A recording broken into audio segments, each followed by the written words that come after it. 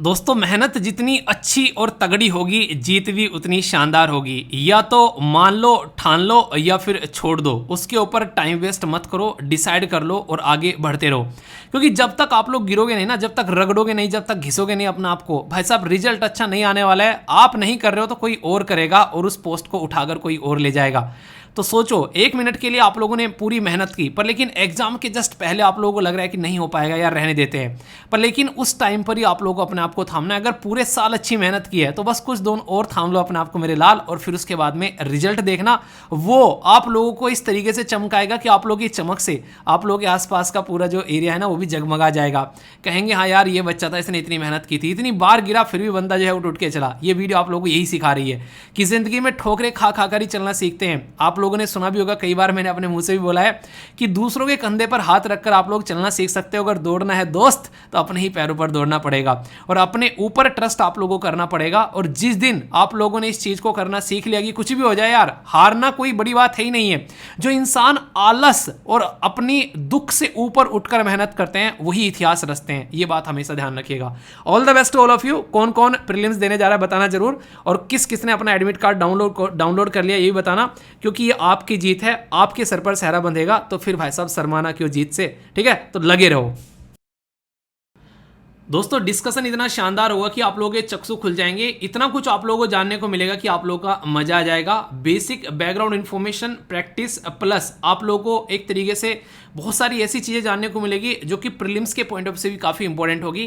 कुछ चीज़ें ऐसी डालनी मैंने स्टार्ट किया ताकि एग्जाम में बैठो तो आप लोग कंफर्टेबल फील करो। किसी भी एग्जाम की आप लोग तैयारी कर रहे हैं तो एक टेस्ट सीरीज आप लोगों की कवर हो जाएगी। इतने क्वेश्चन भी यहाँ पर डिस्कस करूंगा तो बहुत ही कुछ आप लोगों को जानने को मिलने वाला है। और वीडियो के एंड तक देखकर पूरी वीडियो को बताना जरूर, पूरी टेस्ट सीरीज अटेम्प्ट करने के बाद में, कि आप लोगों के मार्क्स कितने आए। वो मुझे काफ़ी अच्छा लगता है जब वो आप लोग शेयर करते हो, ठीक है? इसी के साथ में बोला गया है कि कमजोर तब रुकते हैं जब वो थक जाते हैं और विजेता तब रुकते हैं जब वो जीत जाते हैं। यानी कि आप लोगों को डिसाइड करना है कि आप लोग किस कैटेगरी में आते हो।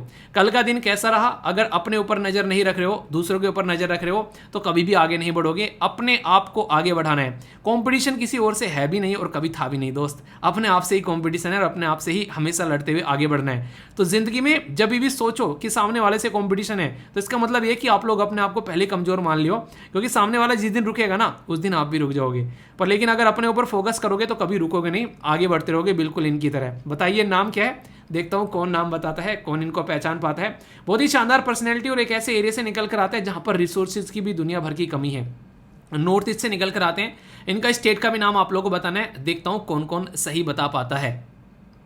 लेक्चर की पीडीएफ डाउनलोड करनी है तो दो जगह है। एक तो आप लोग जाकर स्टडी लवर वीर टेलीग्राम ऑफिशियल है, 1,70,000 से ज़्यादा मेंबर जुड़े हुए हैं, और एडमिट कार्ड भी बोला ना मैंने डाउनलोड कर लिया कि नहीं। और बाकी यहाँ पर अगर बात करें, दूसरा आप लोगों को देखने को मिलेगा एप्लीकेशन, इसमें जाकर आप लोग देख सकते हैं रेगुलर आप लोगों को यहाँ पर वीडियो मिल जाती है, ठीक है? मंथली सारी वीडियो आप लोग की अपडेट हो चुकी हैं हिंदी और इंग्लिश में, छोड़कर अप्रैल को भी अभी कर दिया है। पुरानी आप लोग की जो बोली थी 1 साल की वो अपडेट कर दी है। इनको जाकर आप लोग डाउनलोड कर सकते हैं जो हिंदी मीडियम के स्टूडेंट हैं जिनको दिक्कत आ रही थी, ठीक है? बाकी प्रीलिम्स के पेपर सारे यहाँ पर है, इनको अच्छे से प्रैक्टिस करो शानदार तरीके से। और प्रैक्टिस क्विज शाम को डेली 5 बजे यहाँ पर आप लोग पहुंच जाया करो ताकि अच्छे से चीज़ों को आप लोग लेकर चल सको, ठीक है? तो ये कुछ बेसिक चीज़ें हैं। बाकी जो क्विज अटेम्प्ट करते हो तो इस तरीके से आप लोग की रैंक वगैरह आती है, करेक्ट, इनकरेक्ट और अनअटेम्प्टेड, और फिर आगे जाओगे तो टॉपर्स के मार्क्स भी आप लोगों को दिखाई देंगे। टॉप 50 में अपना कोर्स लाने की कोशिश करो अगर रियलिटी में सीरियस होकर तैयारी कर रहे हो तो ये ध्यान रखना। एप्लीकेशन में कभी कोई दिक्कत आती है, नहीं चलते हैं, तो studyloverv.in पर जाकर सारी चीज़ें आप लोग एंजॉय कर सकते हो, ओके? दोस्तों कुछ बहुत ही प्यारी प्यारी छोटी छोटी न्यूज़ हैं जो कि आप लोगों को मोटिवेट भी करेंगी और देश दुनिया में क्या चल रहा है उसके ऊपर नज़र डालेंगी। पहले स्टार्टिंग में ये देखते हैं, फिर डिटेल में हम लोग न्यूज़ डिस्कस करेंगे।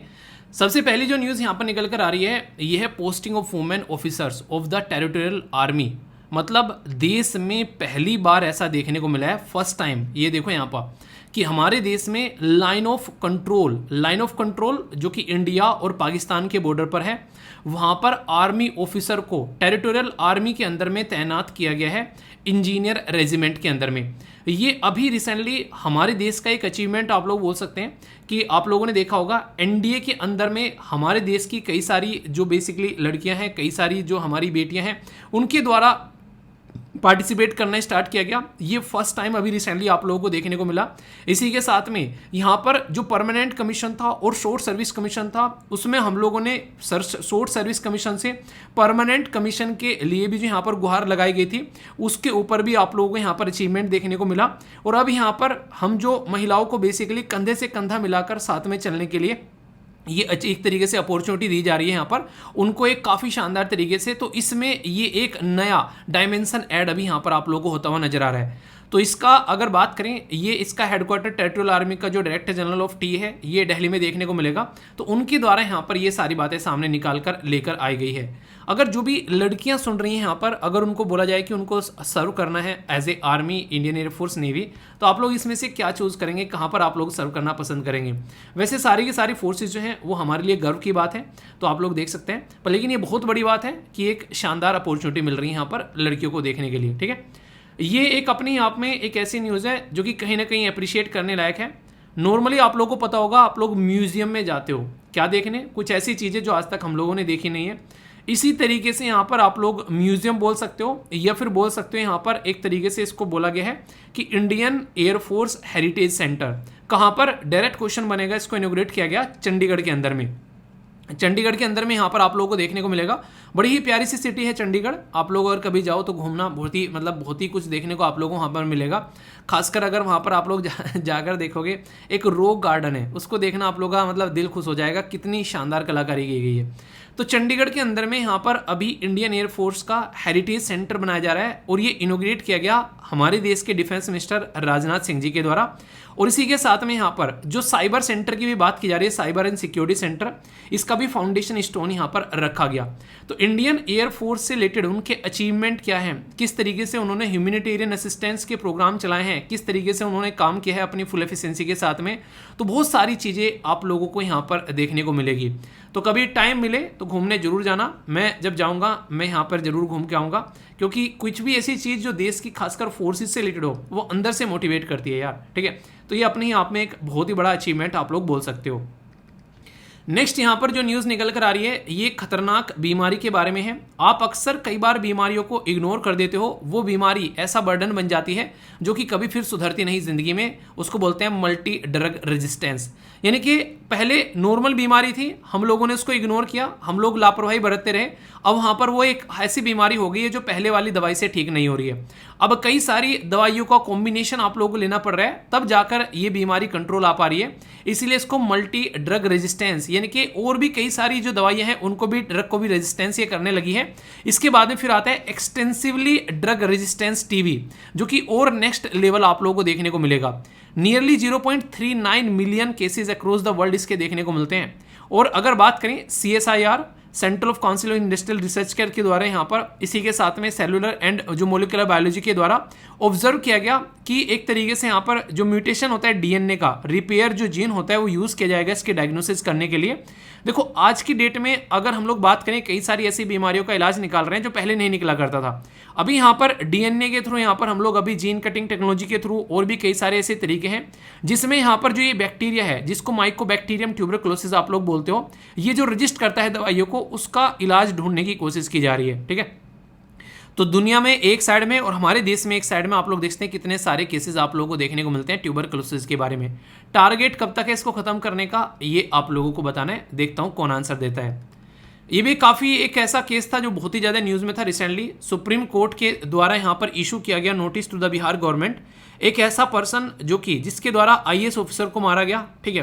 तो उनकी जो वाइफ थी, अभी वो कोर्ट पहुंची और उन्होंने बोला कि इस इंसान को रिलीज करने के लिए बिहार गवर्नमेंट के द्वारा अपने कानून को मॉडिफाइड किया जा रहा है। इसको रिलीज नहीं करना था क्योंकि 1994 में इनके द्वारा जो यहाँ पर एक पर्टिकुलर IAS ऑफिसर थे, उनकी हत्या कर दी गई थी, उसमें इनको संलिप्त पाया गया था। अभी 27 अप्रैल को इनको रिलीज कर दिया गया, जबकि इनको उम्र कैद की सजा मिली थी, यानी कि लगभग 15 साल या फिर उससे ज़्यादा की सजा के बारे में यहाँ पर बात की गई थी, ठीक है। तो उसके चलते यहाँ पर 15 एक तरीके से समझ सकते हैं आप लोग यहाँ पर कि imprison for the past 15 year, तो मतलब एक तरीके से इम्प्रिजन थे यहाँ पर इतने लंबे समय से, पर उम्र कैद की सजा मिली थी यहाँ पर, तो छोड़ दिया गया। एक केस मुझे याद आ गया, साहबानों वाला केस, इसके साथ में कनेक्ट करके देख सकते हैं। गुजरात में जब वो केस निकल कर आया तो हर एक इंसान ने बोला था कि उनको रिलीज नहीं करना चाहिए। पर लेकिन स्टेट गवर्नमेंट कई बार पॉलिटिक्स के चलते ऐसे काम करती है। अभी यहाँ पर भी कुछ ऐसा इंसिडेंट यहाँ पर देखने को मिला जिसकी वजह से यहाँ पर ये सुप्रीम कोर्ट ने खुद यहाँ पर इशू किया है नोटिस। अच्छा, एक पर्टिकुलर आर्टिकल है जिसमें सुप्रीम कोर्ट को फुल पावर मिली है कि वो एक अच्छा न्याय कर सकता है किसी भी हद तक जाकर। वो किस आर्टिकल के थ्रू करता है सुप्रीम कोर्ट, ये आप लोगों को बताना है। देखता हूँ सही आंसर कौन देता है। कई सारे बच्चे एक बात लगातार बोल रहे हैं कि सर कोर्स की फ़ीस जो है वो ज़्यादा है थोड़ी सी। यार अगर आप लोग देखो ये फ़ीस जो है, ये जिस किसी के साथ भी आप लोग कंपेयर करके देखोगे उसकी एक इंस्टॉलमेंट के बराबर है। 15,000 भी फीस ज़्यादा लग रही है क्या आप लोगों को? खुद बताइए। ये यहाँ पर जो आप लोगों को दिख रही है उसमें बाकी का सारा जो है वो जीएसटी आप लोगों को देखने को मिलेगा। तो 15,000 जो है वो यहाँ पर आएगी और इसमें फिर जो और बाकी की चीज़ें होगी जैसे कि आगे चलकर वो टैक्स वगैरह वो सब चीज़ें अलग है। ये तो जीएसटी कट के यहाँ पर 15,000 बैठेगी आप लोगों की। इंक्लूडिंग जीएसटी आप लोगों को पे करना पड़ रहा है। तो इंक्लूडिंग जीएसटी अगर हटा दूँ तो 15,000 के करीब फीस है यार ओनली।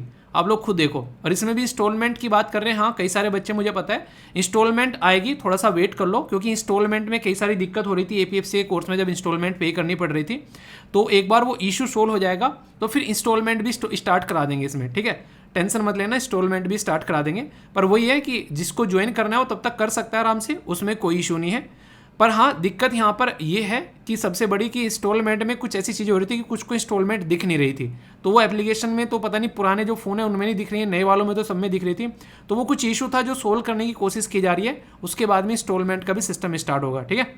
सीडीएस का कोर्स अगर कोई ज्वाइन कर रहा है तो यहाँ पर उसमें तो मुझे लग नहीं रहा है कि उसमें इंस्टॉलमेंट की जरूरत अगर पड़ रही है। अगर उसमें पड़ रही है तो उसमें बताना, पर मुझे लग नहीं रहा है। अगर फिर भी कोई इशू चल रहा है तो आप लोग बताना जरूर। और जो भी एडमिशन लिए हैं, खासकर एक बात ध्यान रखिएगा, आप लोग तब तक अपना एनसीईआरटी वगैरह हल्का हल्का सा पढ़ना स्टार्ट करो, बेसिक चीज़ें। कुछ वीडियोस अभी इसमें गाइडेंस की अपलोड करूंगा मैं।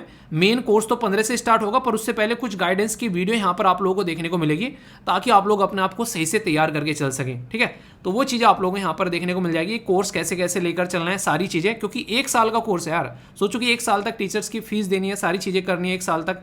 ये ऐसा थोड़ा ना कि 1 महीने की सारी चीज़ें यहाँ पर आप लोगों को देखने को मिल रही है। 1 साल तक सारा खर्चा निकाला जाएगा इसी से ही। तो वो चीज़ें आप लोग देख कर चलो। ये ऐसा नहीं कि 2-4 महीने का कोर्स है, पूरा कोर्स है आप लोगों का एक तरीके से, जब तक आप लोगों का रिटर्न एग्जाम नहीं हो जाता है। 1 साल क्या 1.5 साल मान के चलो, जब तक रिटर्न एग्जाम नहीं हो जाता है। तो ये देखो आप लोग यहाँ पर, तो मतलब 1.5 साल के लिए 15,000 रुपये मुझे 1,000 रुपये महीना पड़ रहा है ये कोर्स आप लोगों को, ठीक है, अगर ढंग से देखा जाए तो ये भी महंगा इतना। तो यार 10-12 की आज के डेट में जो बच्चों की फीस जाती है उसमें 600, 700, 700, 800 रुपये चले जाते हैं फीस में।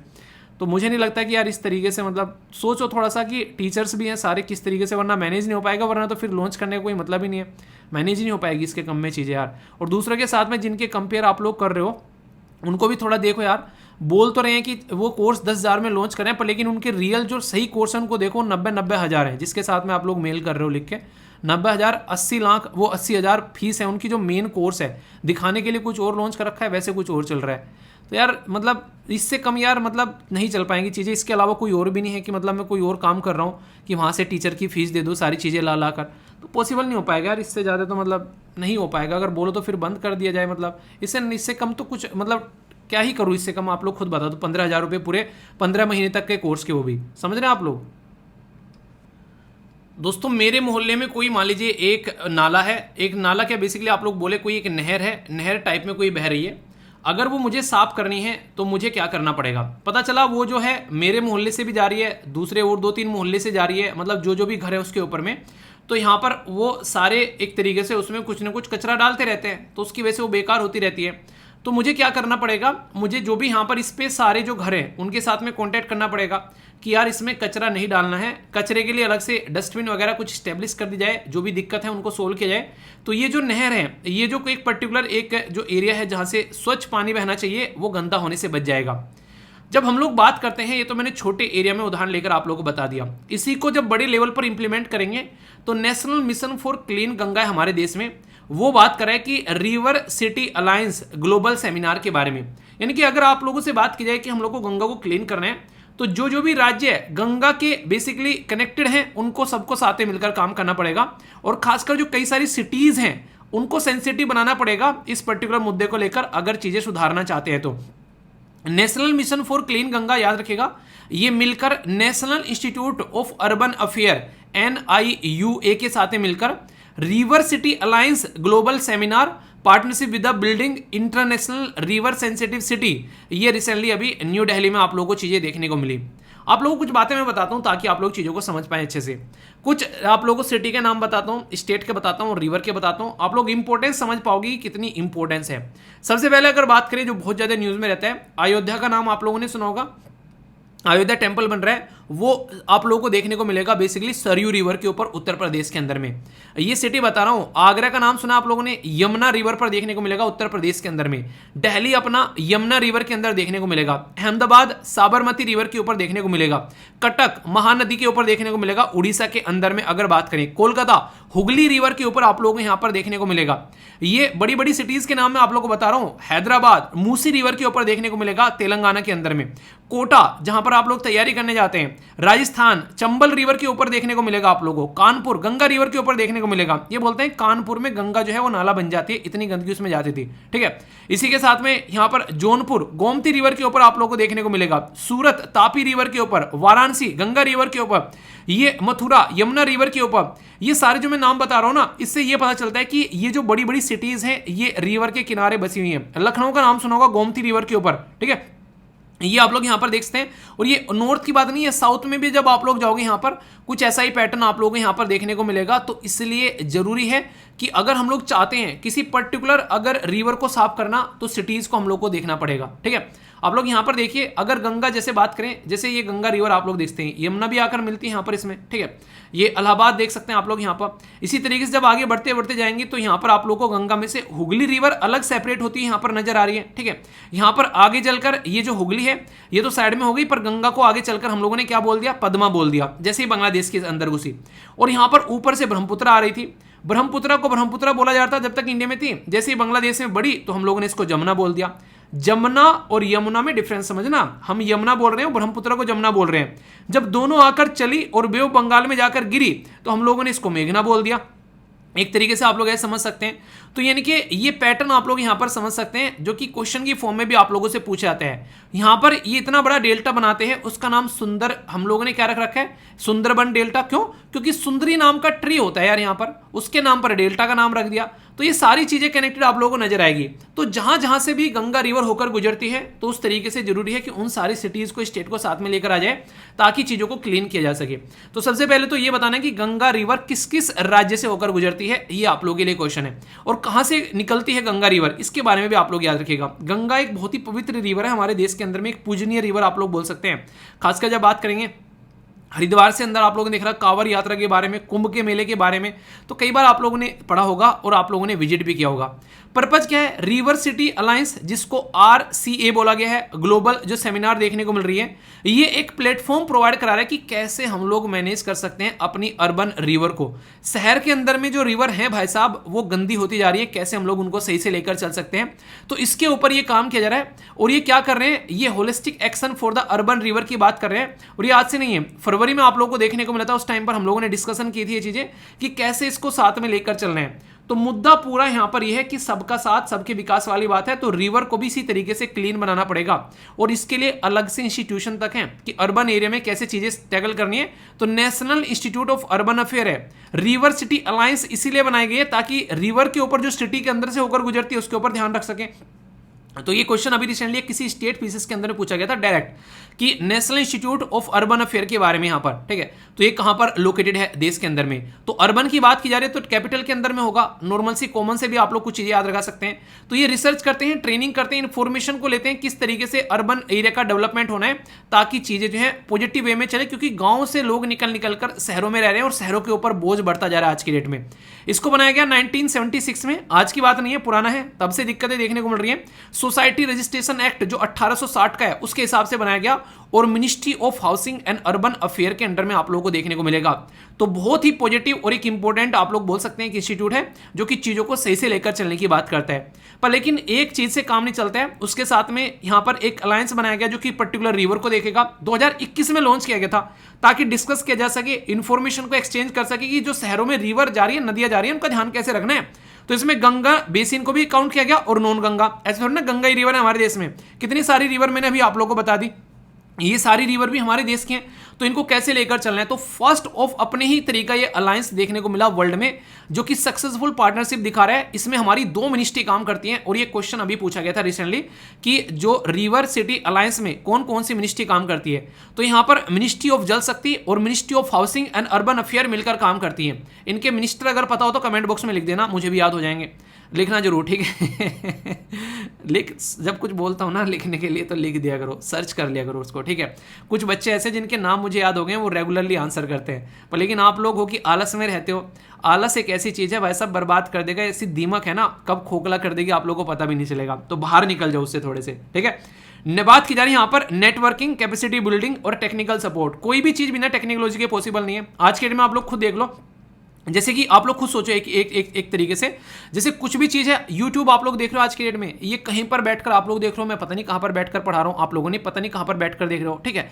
एप्लीकेशन स्टडी लवर वीर का भी आप लोगों ने देखा वहाँ पर, तो वहाँ पर एक तरीके से आप लोग देखते हो कैसी कैसी चीज़ें डेवलप की जा रही हैं आज के डेट में, हर एक चीज़ के अलग अलग तरीके आगे निकलने के लिए। ऐसे कई सारे एप्लीकेशन ये लॉन्च करते हैं कि भाई साहब गंगा से रिलेटेड गंदगी अगर कहीं पर हो तो बता देना, ठीक है। इसी तरीके से बहुत सारी चीज़ें रहती हैं कि इसके बारे में अवेयरनेस कैंपेन चलाए जाते हैं, लोगों को कनेक्ट किया जाता है अलग अलग तरीके से। जैसे मैंने बोला था ना, जब बारिश का मौसम आया करे तो पेड़ लगाना आसान रहता है, तो उस टाइम पर आप लोग पेड़ लगा सकते हैं। तो ये सारे अवेयरनेस की तो चीजें हैं, तो इस तरीके से आप लोग समझ सकते हैं।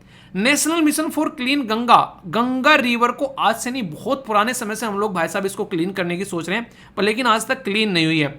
आप लोगों को पता है कि लंदन के अंदर में रिवर है थेम्स, उसको गंगा बोला जाता है लंदन की। उसमें ऊपर से झांकोगे ना तो नीचे तलहटी नजर आ जाएगी, और एक टाइम पर उससे गंदी रिवर इस धरती पर नहीं थी। उन्होंने काम किया, उसको सुधार दिया।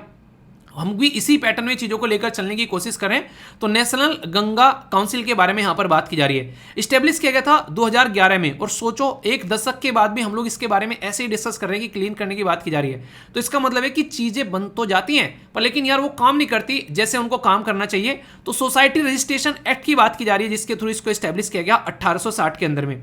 बेसिक फोकस कैसे था, जहां जहां पर भी जो भी गंदगी है उनको ट्रीट कर उसके अंदर डाला जाए, शॉर्ट टर्म स्टेप उठाए जाए ताकि पोल्यूशन को कर्व किया जाए, मेंटेन किया जाए ताकि फ्लो बना रहे पानी का, रिस्टोर किया जाए सरफेस जो भी फ्लो है यहाँ पर ग्राउंड वाटर को, रीजनरेट किया जाए, मेंटेन किया जाए नेचुरल वेजिटेशन को। कई बार ना पानी गंगा को बिल्कुल नाला बन जाता है, जैसे मैंने बोला। कंजर्व करना है चीजों को, अलाउ करना है पार्टिसिपेशन पब्लिक प्रोजेक्ट। पब्लिक जब तक नहीं पार्टिसिपेट करेगी पॉजिटिव चीजों में, तब तक चीजें सुधरेगी नहीं। मैं बोलूं मैं पेड़ लगा रहा हूं, मैं 1 पेड़ लगा दूंगा, 2 पेड़ लगा दूंगा, 3 पेड़ लगा दूंगा, पर लेकिन मैं बोलूं कि सारी एसएलवी फैमिली 1-1 पेड़ लगाएगी, देखते ही देखते क्या हो गया, 10 लाख पेड़ एक दिन के अंदर में हम लोग लगा सकते हैं, अगर सारे के सारे एक तरीके से इकट्ठे हो जाएं।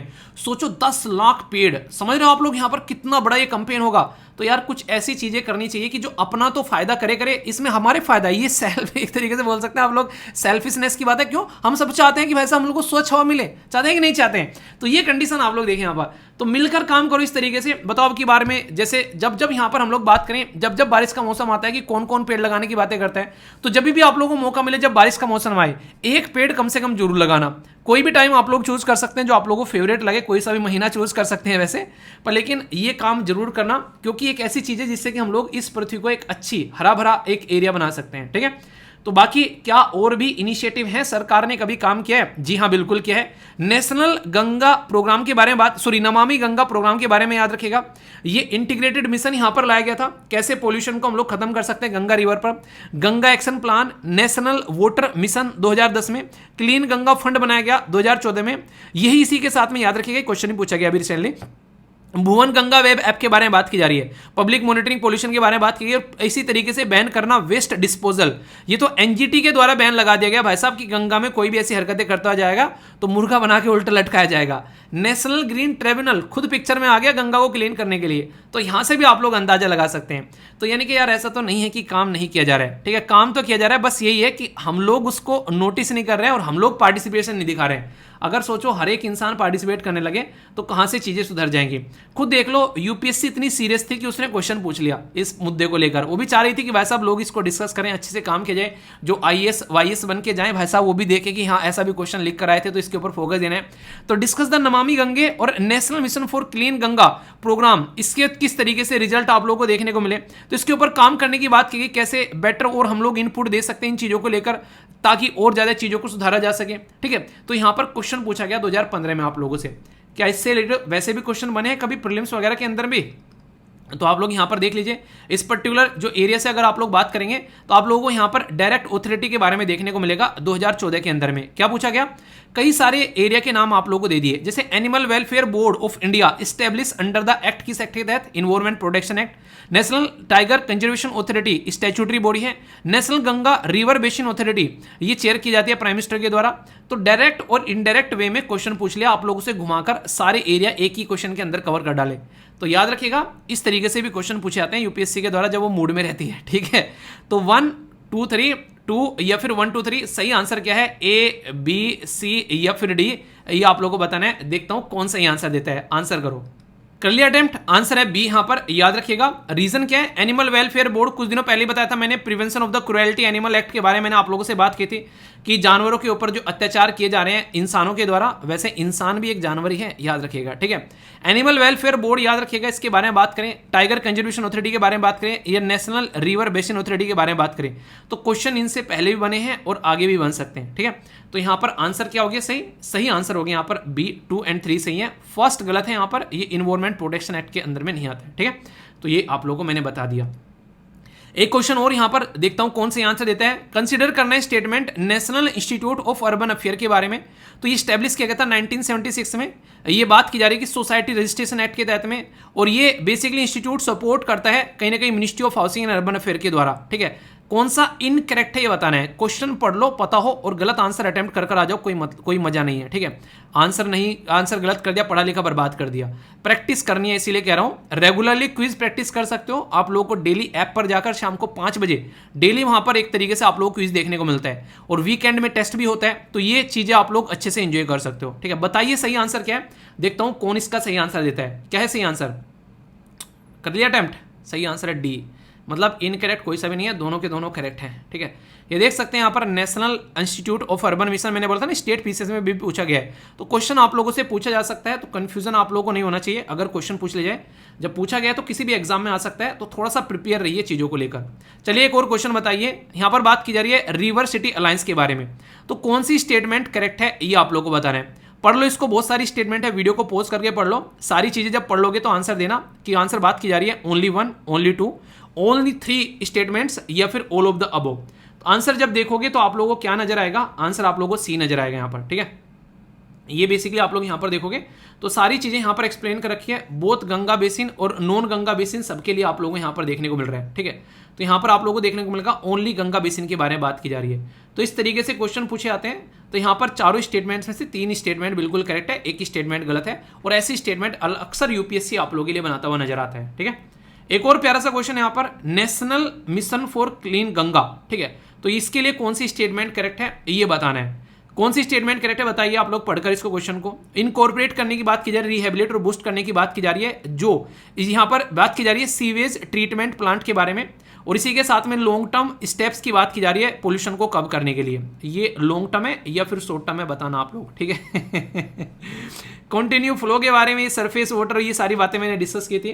तो क्या सही है यहाँ पर, अभी मैंने आप लोगों को बताया शॉर्ट टर्म बातें की जा रही है, ना कि लॉन्ग टर्म, यानी कि शॉर्ट टर्म में हमको पोल्यूशन कवर करना है, कैसे कैसे मिटा सकते हैं फटाफट। पर लेकिन शॉर्ट टर्म गोल भी होने चाहिए, लॉन्ग टर्म भी होने चाहिए, तभी चीजें सुधरती हैं अगर ढंग से देखा जाए। शॉर्ट टर्म से तो मेमोरी शॉर्ट हो जाएगी, गजनी बन जाएंगे, ठीक है। आंसर क्या हो गया, आंसर यहाँ पर बी हो गया। फर्स्ट स्टेटमेंट इनकरेक्ट है, और ये आप लोगों को हो ही गया। अब बोलो टॉपिक तैयार हुआ कि नहीं हुआ, मतलब यूपीएससी ने क्वेश्चन पूछा है वो बता दिया, अलग से क्वेश्चन भी आप लोग अटेम्प्ट करा दिए।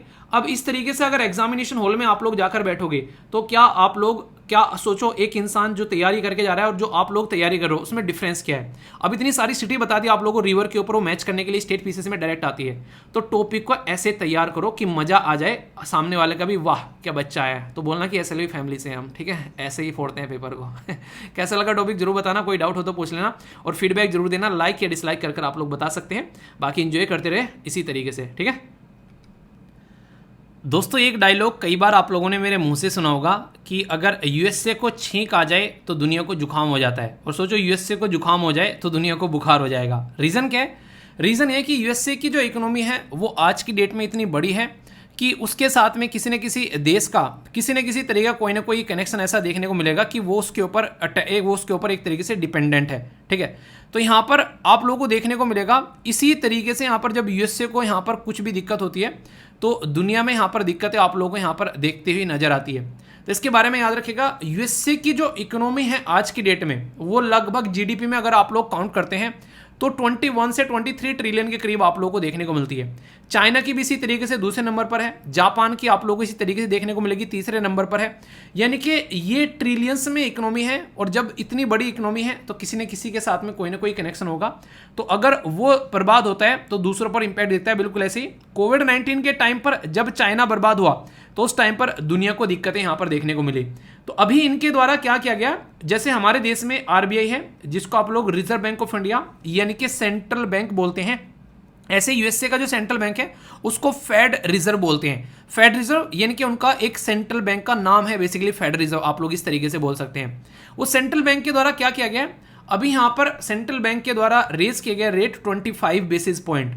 अब अगर कोई यहाँ पर इस तरीके से जो एक तरीके से रेस कर रहा है तो ये ओपन करता है, एक तरीके से क्या करता है, opens door to the pause of tightening cycle. अभी मैं आप लोगों को समझाता हूँ एक एक पॉइंट जिससे कि आप लोग समझ पाएंगे। इकोनॉमी के साथ में जीएस पेपर 3 के साथ में आप लोग इसको कनेक्ट कर सकते हैं। अभी आप लोगों को मान लीजिए कोई एक बाइक लेनी है, या फिर आप लोग कोई कार लेनी है, या फिर आप लोग को घर के लिए लोन लेना है, तो आप लोग कब लोगे, जब इंटरेस्ट रेट जो है वो काफ़ी कम रहेगा। इंटरेस्ट रेट काफ़ी कम है, आप लोगों ने सबने जो है ऐसे ऐसे लोन उठा लिए ताकि आप लोग जो है इन चीज़ों को एंजॉय कर सको। पर लेकिन सोचो इंटरेस्ट रेट जो है वो काफ़ी हाई हो गया तो आप लोग क्या बोलोगे, यार अभी बाइक रहने देते हैं, कार अभी ना अगले साल ले लेंगे, घर ना थोड़ा सा रुक के बना लेते हैं। तो ये सारी चीज़ें आप लोग पोस्टपोन कर दोगे। ये कब किया जाता है, जब मार्केट में मान लीजिए आज की डेट में अगर कोई पर्टिकुलर पर्सन जो है वो कार लेने जा रहा है, और कार लेने जा रहा है एक नहीं बहुत सारे लोग कार लेने जा रहे हैं, तो इसका मतलब क्या है, इसका मतलब है कि उनके हाथ में पैसा आ गया है, इसलिए वो पैसे को खर्च करने जा रहे हैं। अब मार्केट में कार लेने जा रहे हैं, पर लेकिन जितने लोग कार लेने आ गए उतनी मार्केट में कार है ही नहीं है, कार कम है, तो उसका प्राइस क्या होगा, उसका प्राइस बढ़ जाएगा। यानी कि एक अनार 100 बीमार वाली बात होगी, यानी कि एक प्रोडक्ट और चाहने वाले बहुत सारे हैं, तो इसकी वजह से इन्फ्लेशन बढ़ जाता है मार्केट में। इन्फ्लेशन बढ़ गया यानी कि उस प्रोडक्ट का प्राइस बढ़ गया, लोगों के हाथ में पैसे थे, सब लेने पहुंच गए, तो इसलिए यहाँ पर दिक्कतें आ गई। जब कई सारे बहुत सारे प्रोडक्ट पर सेम सिचुएशन देखने को मिलती रहती है तो बैंक क्या करते हैं, बैंक यहां पर अपना इंटरेस्ट रेट बढ़ा देते हैं ताकि लोगों के हाथ में पैसा कम आए, और जो मनमाने सामान वो खरीदने जा रहे थे वो सामान खरीदना वो बंद कर दें, और इसकी वजह से इन्फ्लेशन जो महंगाई हुई थी वो डाउन हो जाए। यानी कि अक्सर बैंक जो है यहाँ पर ये इस तरीके की हरकतें इसलिए करते हैं ताकि यहाँ पर चीज़ों को जो है वो कंट्रोल किया जा सके।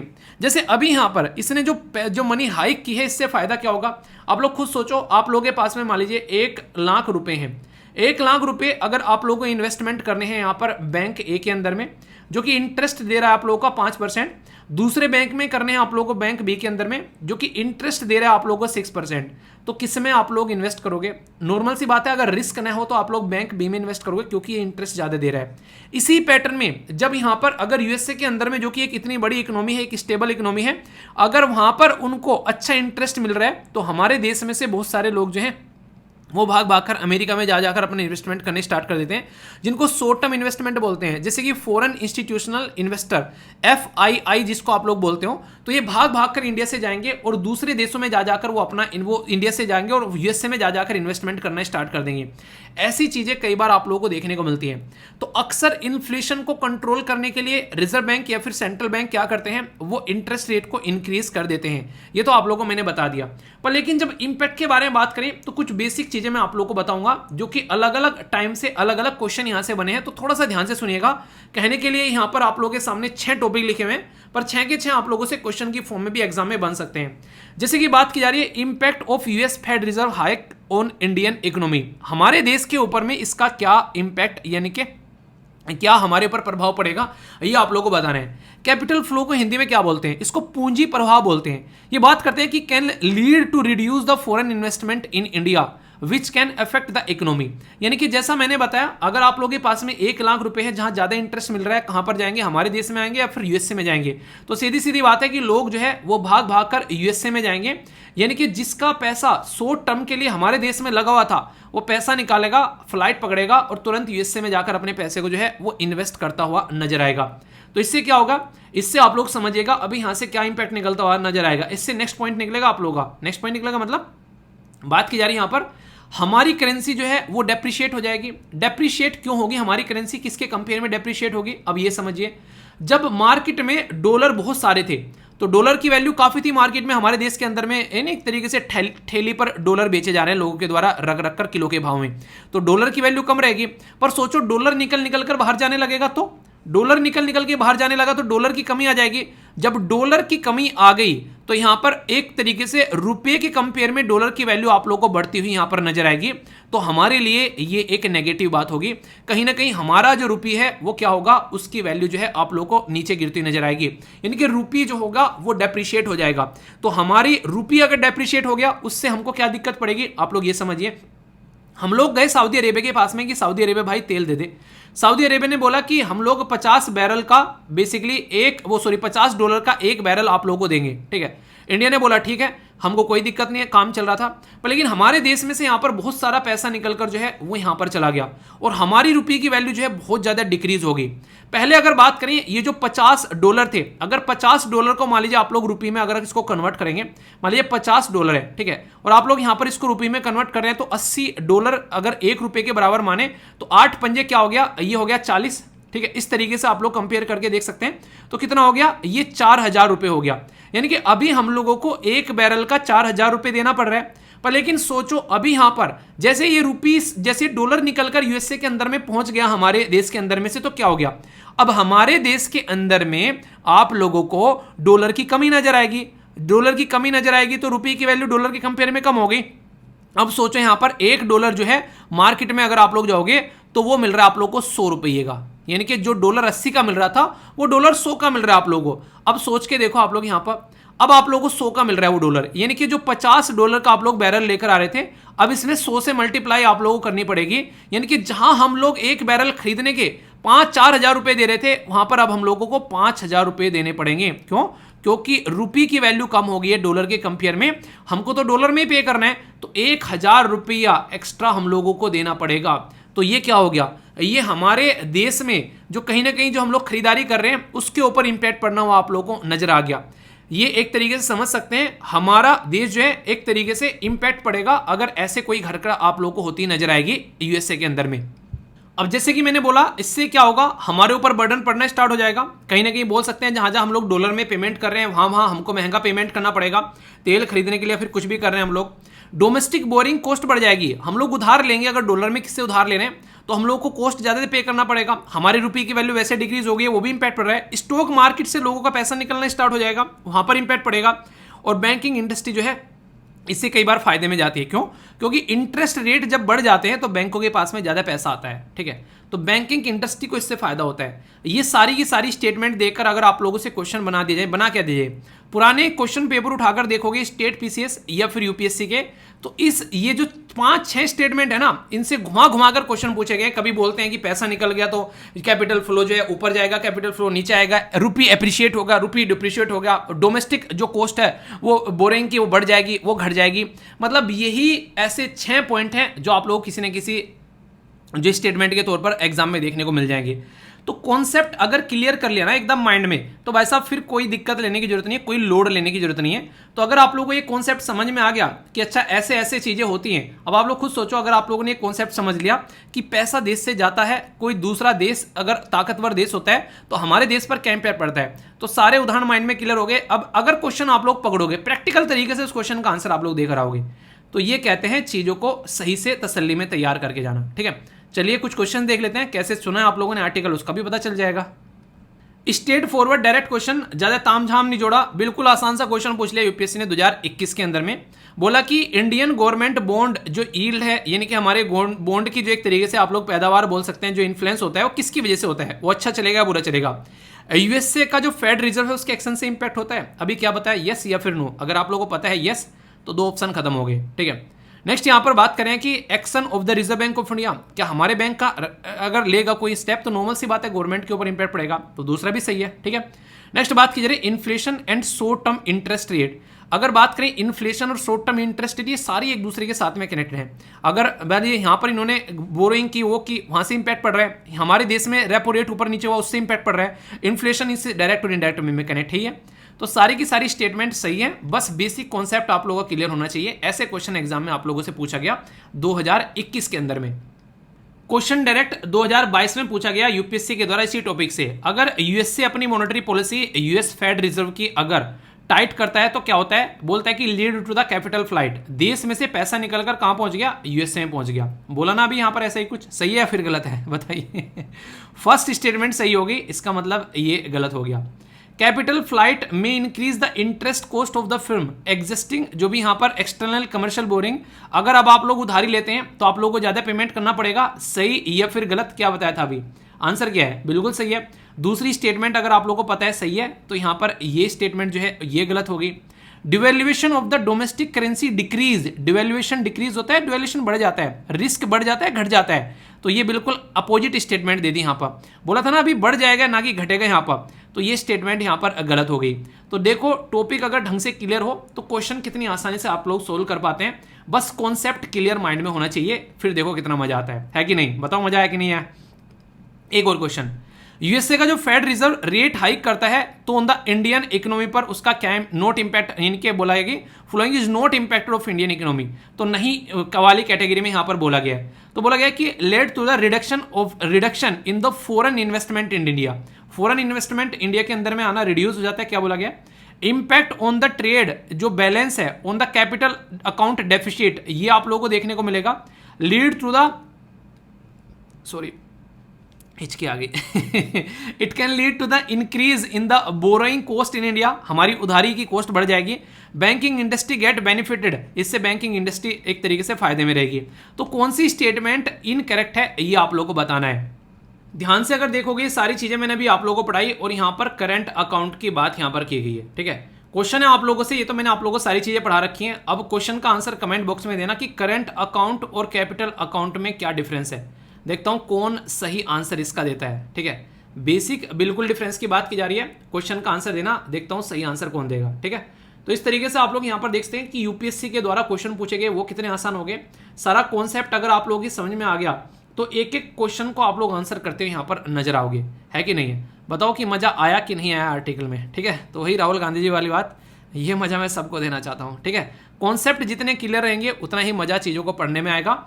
अक्सर चीजें पढ़ने में बोरिंग उस इंसान को लगते हैं जिसके कॉन्सेप्ट क्लियर नहीं होते हैं। अगर कॉन्सेप्ट क्लियर होंगे तो यही पढ़ाई आप लोगों को मजेदार लगने लगी, और कॉन्सेप्ट क्लियर होंगे तो पढ़ाई मजेदार लगने लगी, और कॉन्सेप्ट क्लियर नहीं होंगे तो यही पढ़ाई आप लोगों को बोरिंग लगने लगेगी। तो ये सोचो आप लोग यहाँ पर कि आप लोगों को क्या करना है, मजेदार बनाना है, बोरिंग बनाना है। अब आप लोग डिसाइड कर लो, बताना जरूर, ठीक है। दोस्तों स्क्रीन पर जो पिक्चर आप लोगों को दिख रही है ये किस किताब की पिक्चर है, आप लोग बताइए। देखता हूँ कौन कौन बताता है, कुछ पहचान में आ रहा है, ऐसा कुछ देखा देखा सा लग रहा है। ये है हमारा प्यारा संविधान। 26 नवंबर 1949 में हमारा जो संविधान है वो बेसिकली कुछ पोर्शन उसका इम्प्लीमेंट किया गया था, पर लेकिन कंप्लीट संविधान जो है वो 26 जनवरी 1950 में फिर इम्प्लीमेंट किया गया। तो ये जो पर्टिकुलर संविधान जब इम्प्लीमेंट किया गया स्टार्टिंग में 26 नवंबर को, उसी दिन को ध्यान में रखते हुए हमारी कंट्री में ministry of social justice and empowerment के द्वारा क्या किया गया, 2015 में 26 नवंबर को बेसिकली डिक्लेयर कर दिया गया कॉन्स्टिट्यूशन डे, यानी कि संविधान दिवस बोल भी सकते हैं आप लोग यहाँ पर एक तरीके से, यानी कि जिस दिन हमारा संविधान जो है वो इम्प्लीमेंट किया गया था। तो ये है वो हमारा प्यारा संविधान जो हमारे देश के उन लीडर्स के द्वारा बनाया गया था जो चाहते थे कि हमारा देश जो है वो एकजुट रहे और इसी तरीके से आगे बढ़ता रहे। यही वो किताब है, यही वो असाधारण किताब है जिसके बेस पर आज की डेट में भी हम लोग, यानी कि आज़ादी की 75वीं सालगिरह हम लोग सेलिब्रेट कर रहे हैं और आज तक भी एक दूसरे के साथ में बंधे हुए हैं, क्योंकि हमारे देश में सबसे ऊपर हम लोगों को माना गया है, यानी कि हमारा संविधान जो है सबसे ऊपर हमारे देश के लोगों को मानता है। कोई भी रिलीजन जो है वो हमारे देश में सबसे ऊपर नहीं है, जैसे कि पाकिस्तान में आप लोगों को देखने को मिलता है। तो इसीलिए हमारा संविधान जो है वो एक ऐसी किताब है जो कि सब रिलीजन से ऊपर आप लोग बोल सकते हैं, या फिर आप लोग बोल सकते हैं कि रिलीजन जो है वो संविधान ने एक प्राइवेट स्पेस में पहुंचा दिया। पब्लिक स्पेस में ये सब किताबों के ऊपर ये एक लौती किताब आप लोगों को देखने को मिलती है आज की डेट में। सोचो एक मिनट के लिए, 200 साल तक अंग्रेजों ने हमारे ऊपर रूल किया, और फिर उस टाइम पर हमारे जो देश के लोग थे, खासकर जो हमारे नेता थे उस टाइम पर, उनके द्वारा अंग्रेजों को बोला गया बहुत हुआ तुम्हारा, अब हम अपना खुद का संविधान बनाएंगे। ऐसा नहीं है कि ऐसा नहीं हुआ, ऐसा हुआ था, और इसको ट्राई भी किया गया था 1930s में, लगभग 1928 के हेरफेर में 29 में। उस टाइम पर वो जो संविधान बनाया गया था वो बेसिकली चीज़ें चल नहीं पाई। तो फिर बाद में चलकर जब हमारे देश में एक पर्टिकुलर इंपॉर्टेंट पर्सनैलिटी का नाम आप लोग याद रखिएगा, क्वेश्चन भी आप लोगों से पूछा जा सकता है, उनका नाम है एम.एन. रॉय। एम.एन. रॉय साहब जो हैं, यहाँ पर इनके द्वारा बोला गया कि कॉन्स्टिट्यूएंट असेंबली बनाते हैं, यानी कि एक ऐसी असेंबली बनाते हैं जहाँ पर हम लोग बैठकर संविधान बना सकें, और ये इनके द्वारा सुझाव दिया गया था 1934 में।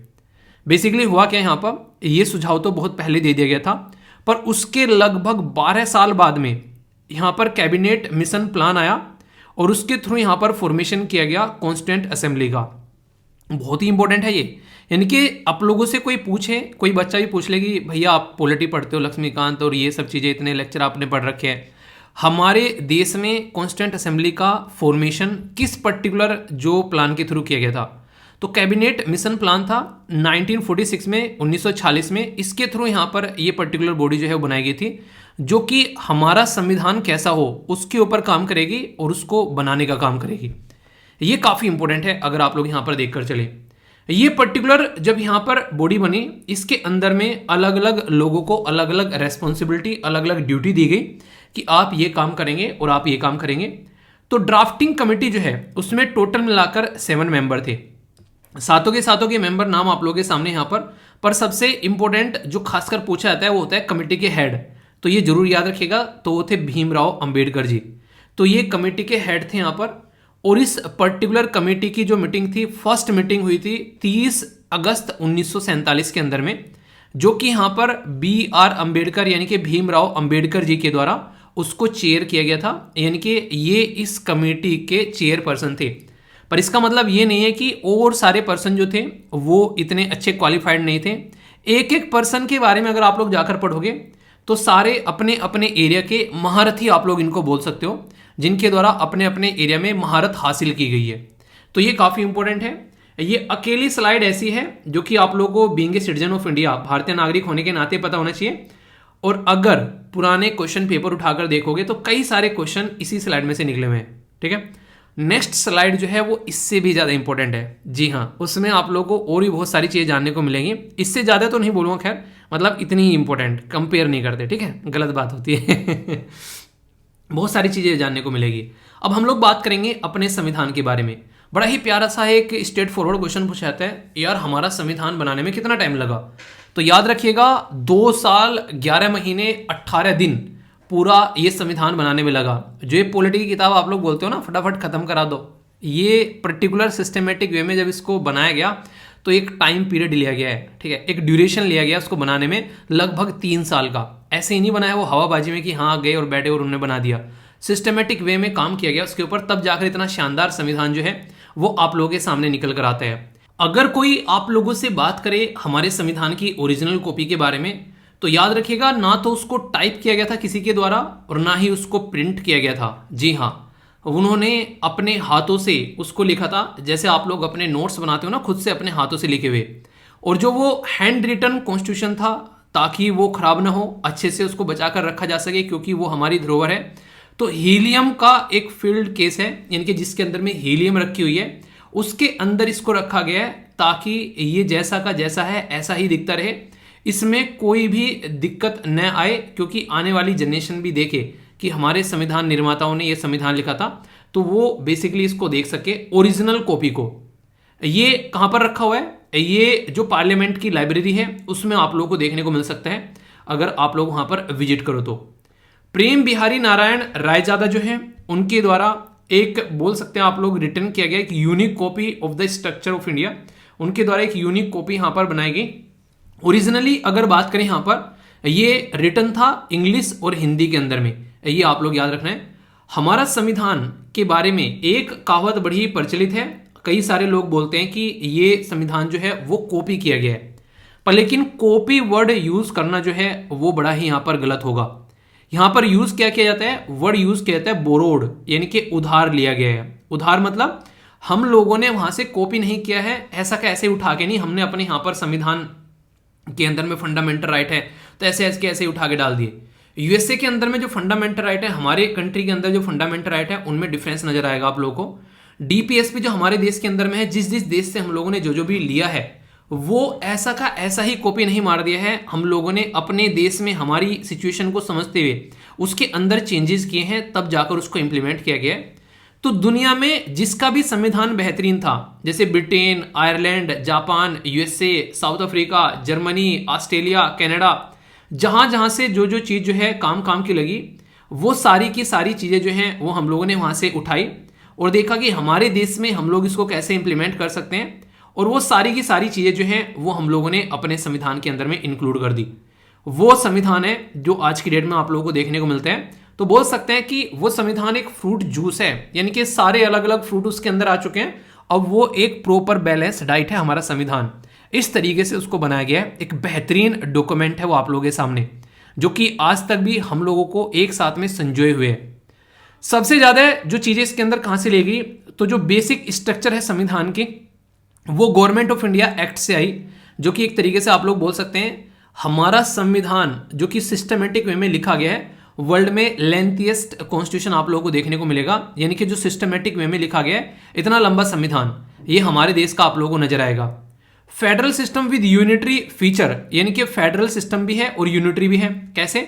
हमारे संविधान के अंदर में आप लोग बात करें तो संघवाद का ढांचा आप लोगों को देखने को मिलता है, क्योंकि हमारे देश में राज्य भी हैं और हमारे देश में सेंट्रल गवर्नमेंट भी है, यानी कि सेंटर यूनियन गवर्नमेंट और स्टेट जो है वो मिलकर काम करते हैं। पर कुछ ऐसा भी टाइम आता है जब सेंटर जो है वो यहाँ पर स्टेट को कंट्रोल में ले लेता है, जैसे कि 1975 से लेके 77 तक जब हमारे देश में आपातकाल लगा, यानी कि एक तरीके से इमरजेंसी लगी, उस टाइम की अगर मैं आप लोगों से बात करूं यहाँ पर, तो वो एक ऐसा ड्यूरेशन था जब हमारे देश में चीजें जो है वो यूनिटरी हो गई। तो ऐसे भी आप लोग यहाँ पर समझ सकते हैं, यानी कि दोनों ही तरीके का है। मम्मी पापा प्यार भी खूब करते हैं, पर लेकिन गुस्सा आएगा तो थपड़ियाएंगे भी फिर अगर बदतमीजी करोगे। तो बदतमीजी की पराकाष्ठा से बेसिकली बच के रहना है और रेस्पेक्ट देनी है, तो ऐसा आप लोग बोल सकते हो। पार्लियामेंट जो है, पार्लियामेंट्री फॉर्म ऑफ गवर्नमेंट के बारे में जब मैं आप लोगों से बात करता हूं तो ये काफी इंपॉर्टेंट है। यूएसए के अंदर जब आप लोग जाओगे तो आप लोगों को प्रेसिडेंशियल फॉर्म ऑफ गवर्नमेंट देखने को मिलेगी, पर हमारे देश के अंदर में पार्लियामेंट है, और वही पार्लियामेंट का जो सिस्टम है हमारी कंट्री में, जैसे कि सेंटर यानी कि यूनियन फॉलो कर रही है, ऐसे ही यहां पर फ्री स्टेट यानी कि राज्य फॉलो कर रहे हैं। एक काफी इंटरेस्टिंग चीज है जिसके ऊपर बार बार कमेंट भी किया जाता है, याद रखिएगा। तमिलनाडु के अंदर से यहां पर इसके ऊपर काफी आवाज भी उठाई गई थी कि जो शब्द हम लोग यूज करते हैं सेंटर, वो सेंटर शब्द यूज नहीं करना है, हमेशा शब्द यूज करना है यूनियन। क्योंकि जब सेंटर की बात करते हैं तो ऐसा लगता है कि ये जो है ऊपर है और ये इसके नीचे है, वो वाली फीलिंग आती है, पर ऐसा नहीं करना है। यहां पर यूनियन शब्द जो है वो काफी इंपॉर्टेंट आप लोगों को देखने को मिलेगा, जो कि आप लोगों को ध्यान रखना है, ठीक है। यानी कि संविधान में सेंटर नहीं लिखा हुआ है, संविधान में यूनियन लिखा हुआ है, इसलिए बोला जाता है कि यूनियन ऑफ स्टेट, यानी कि जो हमारा देश बना हुआ है वो छोटे छोटे राजाओं रजवाड़ों से मिलकर बनाया गया है। यहां पर सेंटर जैसी कोई चीज थी नहीं है, यानी कि सेंटर का या फिर आप लोग बोले यूनियन जो बना है उसका अस्तित्व इसलिए है क्योंकि सब साथ में आकर एक साथ में इकट्ठे हुए हैं, इस तरीके से है। तो आप लोग सबऑर्डिनेट इसको नहीं बोल सकते। इवन अगर आप लोगों को याद होगा, अभी रिसेंटली सुप्रीम कोर्ट के जो चीफ जस्टिस ऑफ इंडिया है उनके द्वारा साफ साफ बोला गया कि आज की डेट में हमारे देश के अंदर में आप लोग देखने को मिलेगा सुप्रीम कोर्ट जो है वो यूनियन के पास में, अगर हाई कोर्ट जाएंगे तो स्टेट के पास में, डिस्ट्रिक्ट में जाएंगे तो आप लोगों को डिस्ट्रिक्ट कोर्ट देखने को मिलेगा। तो ये बोला गया कि हाई कोर्ट के या फिर सुप्रीम कोर्ट के नीचे नहीं है डिस्ट्रिक्ट कोर्ट, वो अपने आप में एक इंडिपेंडेंट यूनिट है जो कि डिस्ट्रिक्ट लेवल पर काम करती है। अगर कोई सोचता है कि इसको कंट्रोल कर लेंगे तो ऐसा नहीं है, तो वहां पर बोलने की कोशिश ये की गई है, पर हालांकि इंप्लीमेंट वहां से सारी चीजें ऊपर से होती हैं, वो एक अलग बात है, ठीक है। तो ये कुछ बात है जो कि आप लोग यहां पर याद रखिएगा। ये कुछ कुछ बेसिक चीजें जो मैंने आप लोग को बताई हैं, कई सारी आप लोगों को यहां भी देखने को मिलेगी। जैसे कि बात की जा रही है कि प्रेम बिहारी नारायण रायजादा ने हाथ से लिखा है हमारा संविधान, तो दुनिया का सबसे जो बड़े भारतीय संविधान की मूल कॉपी जो है वो हाथ से लिखी गई, ये इंपॉर्टेंट है, आप लोगों को याद रखना है। इसी के साथ में संविधान की मूल अंग्रेजी कॉपी, ये कैलीग्राफी जो है वो प्रेम बिहारी नारायण रायजादा के द्वारा की गई, जिसकी वजह से वो सुंदर दिखता है, लिखावट जो है वो बड़ी ही प्यारी है, ऐसा लगता है किसी ने प्रिंट कर दिया भाई साहब, अगर आप लोग देखोगे, ठीक है, ये वाली फीलिंग आती है।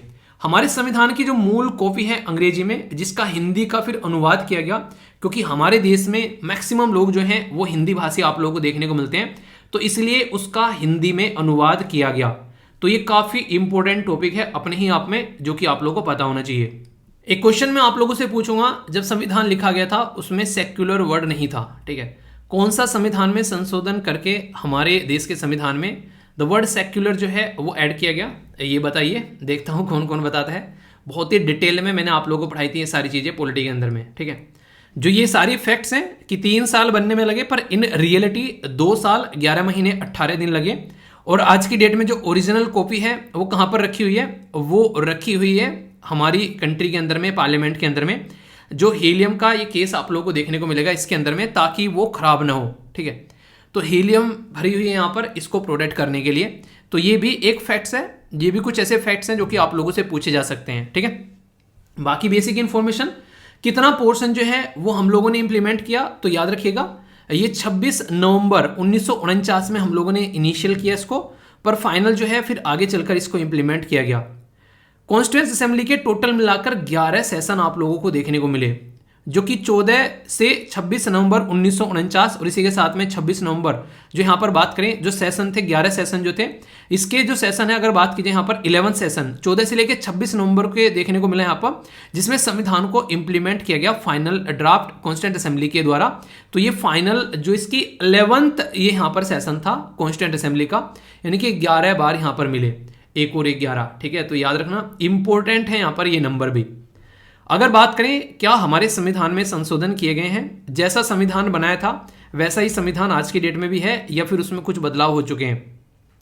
देखिए, संविधान निर्माताओं को संविधान बनाते टाइम इतना तो पता ही था कि आज जो चीज बनाई गई है 50 साल बाद क्या है वो सारी चीजें ऐसी रहने वाली है, 75 साल बाद तो ऐसा नहीं होने वाला है, उसके अंदर चेंज किए जाएंगे और वो चेंज ऐसे होंगे जो कि सोसाइटी के हिसाब से जरूरी है। तो संविधान के अंदर अगर कुछ चेंज करना है तो उसकी पावर यहां पर किसको दी गई, ये याद रखिएगा, उसकी पावर दे दी गई यहां पर सेंट्रल गवर्नमेंट को, बेसिकली यहां पर पार्लियामेंट को आप लोग बोल सकते हैं। पार्लियामेंट संविधान में संशोधन कर सकती है, इसके अलावा कोई और संविधान में संशोधन कर सकता है? राज्य कोई है कि हाँ संविधान में संशोधन कर सकता है? राज्य के हाथ में ये पावर नहीं है, ये पावर ओनली पार्लियामेंट के हाथ में आप लोगों को देखने को मिलेगी, ये याद रखिएगा, ठीक है। इसमें टोटल मिलाकर कितने संशोधन हुए हैं अगर कोई आप लोगों से पूछ बैठे तो आज तक का 105 संशोधन टोटल आप लोगों को यहां पर देखने को मिलेंगे।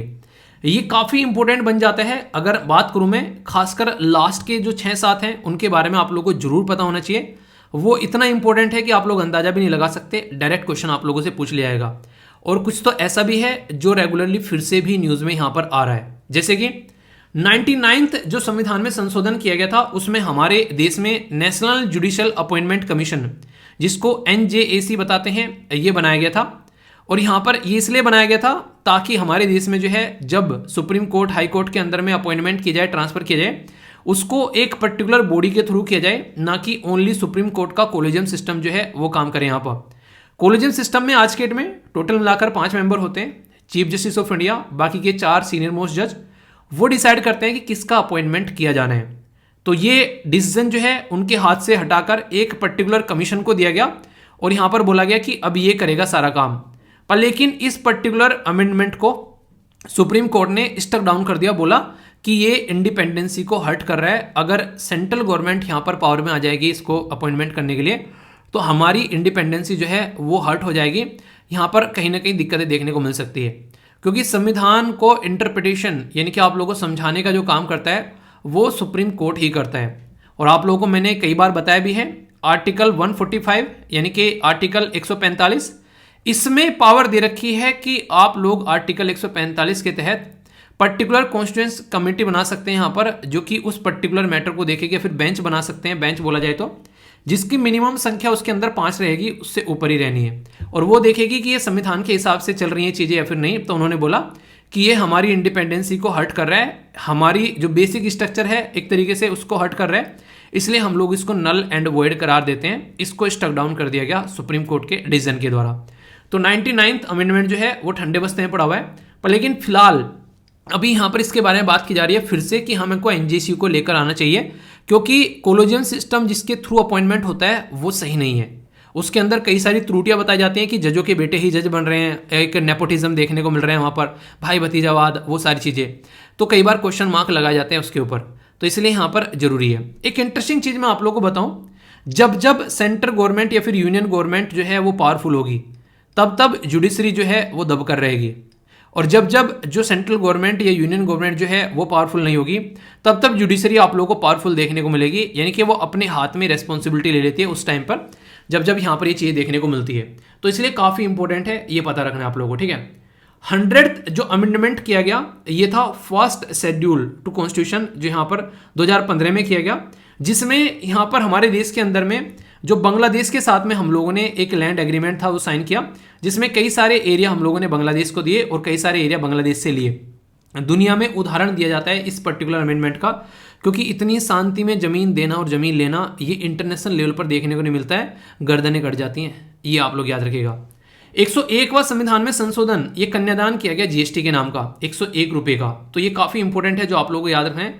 101 रुपये का कन्यादान जीएसटी के नाम पर किया गया यहाँ पर 2017 में, तो ये काफ़ी इंपॉर्टेंट है। 102 का जो यहाँ पर बेसिकली देखने को मिला national commission for backward classes, ये आप लोग याद रखिएगा, बहुत ज़्यादा न्यूज़ में रहता है। इसको यहाँ पर संविधान का एक संशोधन करके ये इसको एक तरीके से एक सही तरीके से कॉन्स्टिट्यूशनल स्टेटस दिया गया, ताकि इसके बारे में अब कोई भी चेंज करेगा तो संविधान में संशोधन करना पड़ेगा। ये सारे आर्टिकल भी लिखे हैं सामने, ठीक है। 103वां संविधान में संशोधन बहुत इंपॉर्टेंट है, रिसेंटली बहुत ज़्यादा न्यूज़ में है। इकोनॉमिकली वीकर सेक्शन के बारे में यहाँ पर बात की जा रही है, इससे रिलेटेड है ये वाला संशोधन। इसी के साथ में यहाँ पर 104वां संविधान में संशोधन, ये काफ़ी इंटरेस्टिंग आप लोगों को यहाँ पर देखने को मिलेगा। ये क्या किया गया इसके बारे में बताता हूँ। यहाँ पर बेसिकली एक्सटेंड किया गया reservation to the schedule caste और schedule tribe in Lok Sabha assembly for the जो यहाँ पर 70 ईयर्स 70 to 80 जो यहाँ पर ईयर्स है, और रिमूव किया गया एंग्लो इंडियन कम्युनिटी के लिए यहाँ पर जो रिजर्वेशन मिलता था। देखिए होता क्या है, हमारी कंट्री में रिजर्वेशन परमानेंट नहीं था, संविधान में कहीं भी परमानेंट रिजर्वेशन नहीं है। वो कहते हैं कि एक्सटेंड कर देते हैं ताकि जो भी जिस लिए रिजर्वेशन दिया जा रहा है उससे उस जनता को फायदा हो सके, तो तब से एक्सटेंड करते हुए आ रहे हैं हम लोग, और इसको अभी एक्सटेंड किया गया फिर से। पर लेकिन एक यहाँ पर पर्टिकुलर रिजर्वेशन मिलता था एंग्लो इंडियन कम्युनिटी को, तो एंग्लो इंडियन कम्युनिटी को जो रिजर्वेशन था वो यहाँ पर हटा दिया गया। एंग्लो इंडियन कम्युनिटी की जो 2 सीट हुआ करती थी वो यहाँ पर गायब कर दी लोकसभा और स्टेट असेंबली से। इसकी वजह से यहाँ पर ये संशोधन किया गया आर्टिकल 334 के अंदर में, ठीक है। 105वां जो संविधान में संशोधन किया गया, ये यहाँ पर क्या था, स्टेट की पावर छीन ली गई थी यहाँ पर कि सोशली और एजुकेशनली बैकवर्ड जो यहाँ पर स्टेट को पावर दे रखी थी, पर सुप्रीम कोर्ट ने बोला यहाँ पर कि यहाँ पर जजमेंट जो दिया गया उसमें बोला गया कि इम्पावर किया जाए ओनली सेंट्रल गवर्नमेंट को फॉर सच आइडेंटिफिकेशन। पर लेकिन इसको साइड में करते हुए यहाँ पर जो पावर है वो रिस्टोर की गई स्टेट के हाथ में कि स्टेट गवर्नमेंट भी यहाँ पर इसके ऊपर डिसीजन ले सकती है। तो इसके चलते यहाँ पर संविधान में संशोधन किया गया ताकि स्टेट गवर्नमेंट को सबॉर्डिनेट न माना जाए सेंटर के। तो ये सारा का सारा एक पूरा चैप्टर आप लोगों को कवर हो जाता है अलग से संविधान के संशोधन के बारे में। लेटेस्ट संविधान में संशोधन कौन कौन से हैं उसके बारे में अगर कोई पूछ बैठे आप लोगों से तो बड़ा ही प्यारा सा एक क्वेश्चन आप लोगों का बन जाएगा, ठीक है। तो बताना अगर कोई डाउट हो, फिर उस डाउट को दूर किया जाएगा। कुछ और फैक्ट्स जहां से क्वेश्चन आप लोगों के बनते हैं, जैसे कि 26 जनवरी 1950 में नेशनल एम्बलम जो है वो यहां पर अडॉप्ट किया गया। ये डेट याद रखिएगा, 26 जनवरी 1950 के दिन ही, जो कि हम लोग गणतंत्र दिवस के रूप में सेलिब्रेट करते हैं। इसी के साथ में 26 जनवरी 1950 में कॉन्स्टिट्यूएंट जो यहाँ पर the constitution was legally enforce, यानी कि लीगली उसको इन्फोर्स किया गया यहाँ पर पूर्ण साम्राज्य डिक्लेयर करने के लिए, जो कि बात की गई थी 1930s 1930 में कि पूर्ण साम्राज्य की मांग कर रहे थे। पर लेकिन अंग्रेज जो है वो डोमिनियन स्टेटस देने की बात कर रहे थे, यानी कि वो बोल रहे थे कि सब कुछ तुम संभालो, डिफेंस कम्युनिकेशन जो ये सारे जो इंटरनेशनल रिलेशन ये मैटर है ये हम देखेंगे, यानी कि देश में डिफेंस कैसे करना है, कम्युनिकेशन कैसे करना है, इंटरनेशनल रिलेशन को कैसे रखना है, ये सब्जेक्ट हम रखेंगे, बाकी तुम संभालो। तो यहाँ पर ये डोमिनियन स्टेटस था, पर लेकिन हम लोग बोले थे नहीं भाई बहुत हो गया तुम्हारा अत्याचार, अब चलेगी यहाँ पर भारत सरकार। तो इसलिए यहाँ पर हम लोगों ने पूर्ण साम्राज्य की मांग की और फिर संविधान बनाकर अपना पूर्ण साम्राज्य जो है वो हासिल भी किया। बहुत ही प्यारे प्यारे फैक्ट हैं ये, मजा आ रहा होगा ना सुनते हुए, या फिर ऐसा लग रहा है कि पता नहीं क्या चल रहा है। समझो यार, ये वो संविधान है जो कि यहाँ पर यहीं पर ही रहना है। मेरे और आपके जैसे लोग पता नहीं कितने आएंगे और चले जाएंगे, पर ये संविधान यहीं पर ही रहने वाला है। तो उस संविधान के बारे में आप लोगों को जानने को मिल रहा है, तो इसलिए ध्यान से सुनिए। 24 जनवरी 1950 में यहाँ पर साइन किया गया ये संविधान, जो हमारे देश के जो लीडर थे उनके द्वारा बनाया गया। और यहाँ पर 284 के करीब जो मेंबर हैं, यानी कि 284, ठीक है, तो याद रखिएगा 284 के करीब जो मेंबर हैं यहाँ पर कॉन्स्टिट्यूंट असेंबली के, उनके द्वारा साइन किया गया इंडियन कॉन्स्टिट्यूशन। तो ये काफ़ी इंपॉर्टेंट है, यहाँ पर central hall of the parliament new Delhi के अंदर में साइन किया गया। तो ये काफ़ी इंपॉर्टेंट है, जो कि आप लोगों को याद रखना है, क्वेश्चन भी आप लोगों से पूछा जा सकता है। फिर से बोल रहा हूँ, एक बात ध्यान रखिएगा, 26 जनवरी को इंप्लीमेंट किया गया, पर उससे 2 दिन पहले ही यहाँ पर सबके द्वारा साइन कर दिया गया था संविधान के ऊपर।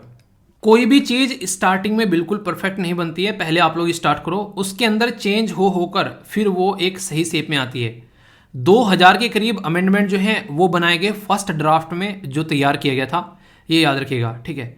तो 2000 के करीब amendment before it was final, यानी कि जब संविधान आप लोगों के सामने जो देखने को मिला, उससे पहले 2000 बार उसको चेंज किया गया कि नहीं ये करते हैं, ये नहीं ये करते हैं, और सर्वसहमति से ये चीज़ें चल रही थी। कोई एक पर्सन नहीं था, जैसे आप लोग देखते हैं 284 मेंबर ने साइन किया है, तो कोई एक बंदा नहीं था जिसकी यहाँ पर चल रही थी। एक सिस्टमेटिक वे में डिबेट और डिस्कशन चल रहा था, जहाँ से ये सारी चीज़ें निकल कर आ रही थी। तो इसलिए काफ़ी बेहतरीन है ये, जो कि आप लोगों को समझना चाहिए। कारनामा स्टार्ट कहाँ से हुआ था यहाँ पर, ये 9 दिसंबर 1946 में, जब कॉन्स्टिट्यूंट असेंबली फर्स्ट टाइम मिली थी, उस टाइम पर डॉक्टर सच्चिदानंद सिन्हा जो हैं वो फर्स्ट प्रेसिडेंट जो हैं टेम्परेरी तौर पर यहाँ पर कॉन्स्टिट्यूंट असेंबली के बनाए गए। यहाँ पर ये याद रखिएगा 9 दिसंबर 1946। तो ये काफ़ी इंपॉर्टेंट होता है, नहीं कोई सीनियर मेंबर है घर में, पहले उसको बना देते हैं, उसके बाद में फिर इलेक्शन करवा के फिर एक मेन जो प्रेसिडेंट यहाँ पर आ जाएगा।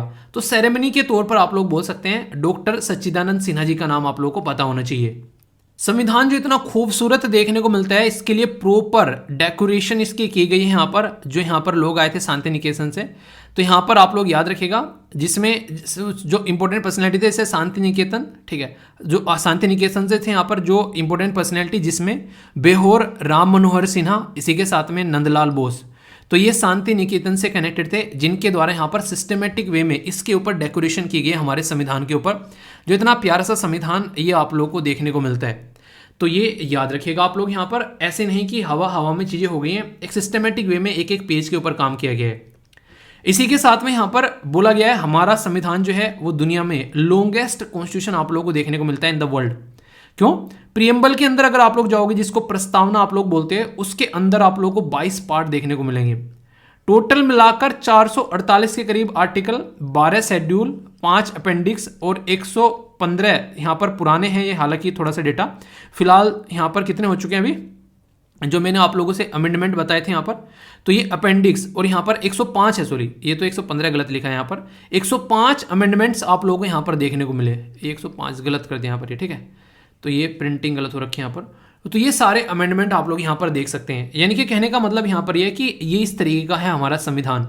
इतना प्यारा संविधान जो है ये जो बनाया गया है यहाँ पर, इसको इसलिए पढ़ने के लिए बोला जाता है क्योंकि ये हर एक सेक्शन सोसाइटी के बारे में बात करता है, ये आप लोगों के अधिकारों के बारे में बात करता है, फंडामेंटल ड्यूटीज़ के बारे में बात करता है, directive principle of state policy के बारे में बात करता है। ये आप लोगों की जो आज की डेट में बात करें, खासकर जो fundamental right, fundamental duty, DPSP के साथ में सेंट्रल स्टेट के रिलेशन कैसे रहेंगे, सारी बातें यहाँ पर आप लोगों को देखने को मिली है। किस तरीके सोसाइटी को लेकर चलना है, कैसे रिजर्वेशन करना है, कहाँ पर क्या क्या चीज़ें हैं, इस किताब के अंदर सब कुछ लिखा हुआ है। इसने ज़िंदगी आसान बना दी, हमारे देश को कैसे लेकर चलना है, ऐसा आप लोग बोल सकते हैं। तो ये थी पर्टिकुलर इस टॉपिक के बारे में इन्फॉर्मेशन। तो सबसे पहले तो आप सभी लोगों को बधाई हो संविधान दिवस की, ताकि आप लोग जो है अपने संविधान की रेस्पेक्ट भी करें और खासकर इसके बारे में इन्फॉर्मेशन भी रखें। ये सारी चीज़ें आप लोगों को जरूर पता होना चाहिए एक भारतीय नागरिक होने के नाते। तो इसलिए बिल्कुल डिटेल में आप लोगों को पूरा ओवरव्यू मैंने संविधान का दे दिया है, कोई भी डाउट अब आप लोगों को इसके बारे में नहीं होना। कुछ इंपॉर्टेंट और डायरेक्ट एग्जाम में पूछे जाने वाले क्वेश्चन आप लोगों से बन जाते हैं इस तरीके की न्यूज़ से। प्रधानमंत्री नेशनल अप्रेंटिस मेला ऑर्गेनाइज कराया गया लगभग 200 डिस्ट्रिक्ट के अंदर में, कंट्री के अंदर में। तो ये प्रधानमंत्री नेशनल अप्रेंटिस मेला है क्या, अगर बात करें तो ये एक तरीका स्किल डेवलपमेंट का मिशन आप लोग बोल सकते हैं, जो कि यहाँ पर ministry of skill development and entrepreneurship के द्वारा ऑर्गेनाइज कराया जाता है। जिसमें लोगों को स्किल और उसी के साथ में आगे और उनको स्किल के साथ साथ में कुछ अपॉर्चुनिटी भी दी जाती है, करियर अपॉर्चुनिटी। तो उसका ये कॉम्बिनेशन आप लोग यहाँ पर बोल सकते हैं। किसका है? ये है ministry of skill and development का। ये आप लोग यहाँ पर याद रखिएगा, ठीक है। अभी आप लोगों को पता है कि यहाँ पर बे ऑफ बंगाल के अंदर में भी साइक्लोन की बात चल रही है, उसके चलते आप लोगों को नॉर्थ इंडिया में बारिश भी होती नजर आई। तो उसी के लिए हाई अलर्ट इशू कर दिया गया है उड़ीसा, वेस्ट बंगाल, आंध्र प्रदेश और तमिलनाडु के अंदर में। तो उसी के बारे में इंफॉर्मेशन है, तो आप लोग भी अपना ध्यान रखिए। अगर इधर उधर जाते हैं तो इस चीज़ को ध्यान में रखकर इधर उधर जाना है, ठीक है। अजीत डोभाल साहब हमारे देश के नेशनल सिक्योरिटी एडवाइजर है और एक माइंड ब्लोइंग पर्सनैलिटी।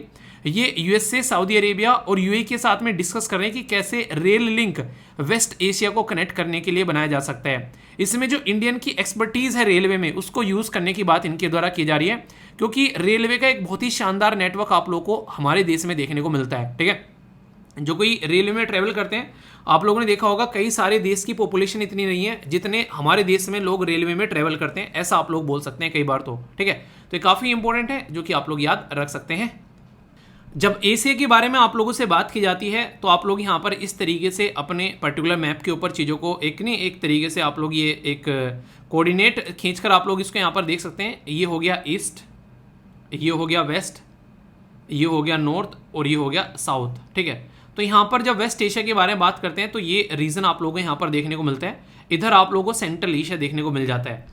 तो कन्फ्यूजन इसको लेकर आप लोगों के माइंड में नहीं होना चाहिए। जितने अच्छे से आप लोग चीज़ों को अंडरस्टैंड कर पाएंगे उतना ही ज़्यादा बेटर तरीके से लंबे समय तक याद भी रख पाएंगे। तो अंडरस्टैंडिंग का सीधा सीधा मतलब होता है चीज़ों को लंबे समय तक याद रखना। सुप्रीम कोर्ट के द्वारा अभी यहाँ पर एक बहुत ही बड़ी बात बोली गई है सेंट्रल गवर्नमेंट को कि वो कंप्लायंस करे 2020 का जो जजमेंट था कि इंस्टॉल करे सीसीटीवी कैमरास, जो कि इन्वेस्टिगेशन एजेंसी के पास में, खासकर अगर पुलिस में किसी कैदी को पकड़कर लेकर आ जाता है तो होता क्या है नॉर्मली वहाँ पर किस कैदी के साथ में क्या किया जा रहा है अंदर किसी को कुछ पता नहीं रहता है। तो जहाँ पर इन्वेस्टिगेशन हो एटलीस्ट वहाँ पर कैमरा जरूर होना चाहिए ताकि सही से चीज़ों को अंडरस्टैंड किया जा सके कोर्ट के द्वारा। तो कोर्ट का ये फैसला निकल कर आया, ठीक है। ये आर्टिकल मैंने डिस्कस भी किया था बहुत ही तसल्ली में, आप लोग को याद भी होगा। सुप्रीम कोर्ट के द्वारा यहाँ पर अभी बोला गया अगर कंसेंसुअल अगर डाइवोर्स होता है, यानी कि दोनों अगर सहमत हैं डाइवोर्स लेने के लिए, तो फिर 6 महीने का टाइम आखिर क्यों देना है। उसी दिन उनका जो है बेसिकली डाइवोर्स देके चीज़ों को साइड में करना चाहिए। और इसको बोला गया कि एक तरीके से ऐसी कंडीशन हो जाए कि दोनों ब्रेकडाउन हो चुके हैं और उसको आप लोग रिवर्ट नहीं कर सकते, इरिवर्टेबल ब्रेकडाउन हो गया दोनों का। तो आर्टिकल 142 142वें आर्टिकल अनुच्छेद का इस्तेमाल करके सुप्रीम कोर्ट ने यहाँ पर बोला है कि इसको रोका जाएगा। तो ये इसकी वजह से काफ़ी ज़्यादा न्यूज़ में था, इसके बारे में याद रख सकते हैं, ठीक है। पटना हाई कोर्ट के द्वारा ऑर्डर दिया गया है कास्ट बेस्ड सेंसस को रोकने के लिए, जो कि बिहार गवर्नमेंट के द्वारा कंडक्ट कराया जा रहा था। ये काफ़ी लंबे समय से चल रहा था और इसके ऊपर काफ़ी कंट्रोवर्सी भी हो रही थी, जिसके बारे में मैंने आप लोगों से पहले डिस्कस भी किया था कि कास्ट बेस्ड सेंसस को लेके सेंट्रल गवर्नमेंट को भी बोला गया था कि 2011 के बाद में हम लोगों ने जो जनगणना की जा रही है वो 2021 की स्टार्ट होनी थी, पर लेकिन कोविड-19 के टाइम पर अब बाद में स्टार्ट होगी। तो उसमें भी बात की जा रही थी कि कास्ट बेस्ड सेंसस यहाँ पर होना चाहिए, ठीक है। तो उसको लेकर इशू था। कर्नाटक असेंबली में इलेक्शन के बारे में पता है, यहाँ पर आप लोगों को पता है फेशियल रिकग्निशन टेक्नोलॉजी को भी इस्तेमाल करने की बात की जा रही है, ताकि देखो जो कोई वोट डालना चाहता है वही वोट डाले। अभी आप लोगों ने साउथ इंडिया की मूवी देखी होगी, बंदा वोट डालने जाता है उसकी जगह कोई और वोट डाल के चला जाता है। मूवी का नाम क्या था? पूरी मूवी उसी के इर्द गिर्द घूमती है तो ये चीज़ें हैं, ठीक है। इंडिया में सर्विस सेक्टर जो है वो बेस्ट देखने को मिल रहा है पिछले 13 ईयर में। सर्विस सेक्टर यानी कि जो मैं आप लोगों को एजुकेशन प्रोवाइड करा रहा हूँ ये भी एक सर्विस सेक्टर है। डॉक्टर के पास में जाते हैं वो भी सर्विस सेक्टर है, लॉयर के पास में जाते हैं वो भी सर्विस सेक्टर है।